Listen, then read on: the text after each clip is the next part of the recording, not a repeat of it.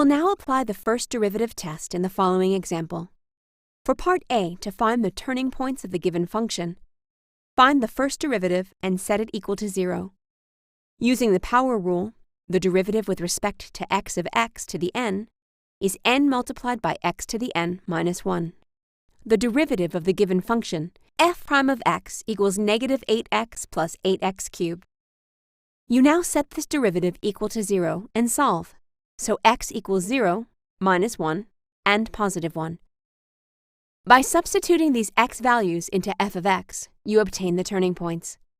Turning points 0, 1, 1, negative 1, negative 1, negative 1. To determine the nature of the turning points in part B, it is best to make a sign diagram and test for values of x to the left and right of the x values of the turning points in the derivative function. Testing x equals negative 2 and x equals negative 0.5 in the gradient or derivative function, you see that the gradient goes from a negative to positive in going through x equals negative 1. From the first derivative test, you know therefore that at x equals negative 1, the function has a minimum point. Testing a value to the left of x equals 0 and to the right of x equals 0 in the derivative function, you see that the gradient of the function goes from positive to negative. From the first derivative test, this means that the function has a maximum at x equals 0. Similarly, testing a value to the left and right, x equals 1, you see that the gradient goes from negative to positive.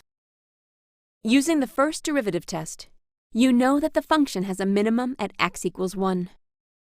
In part C, to determine the intervals in which the function is decreasing or increasing, use the first derivative test again. In intervals where the derivative function is positive, the function is increasing, and in intervals where the derivative function is negative, the function is decreasing. From the table, you can see that the gradient function is negative in the intervals x less than negative 1 and x between 0 and 1. Therefore, the function is decreasing in these two intervals. Since f of x is less than 0 when x is less than minus 1, and 0 less than x less than 1, f is decreasing on minus infinity, minus 1, and 0, 1. Since the function is positive between negative 1 and 0, and for values greater than 1, the function will be increasing in these intervals. Since f of x is greater than 0, when minus 1 less than x less than 0 and x greater than 1, f is increasing on minus 1, 0, and 1 infinity. For part D, use your GDC to graph the function. Since the range of the function is negative 1 to infinity, negative 1 is the smallest x value of the function. Therefore, at x equals 1 and x equals negative 1, the function has global minima.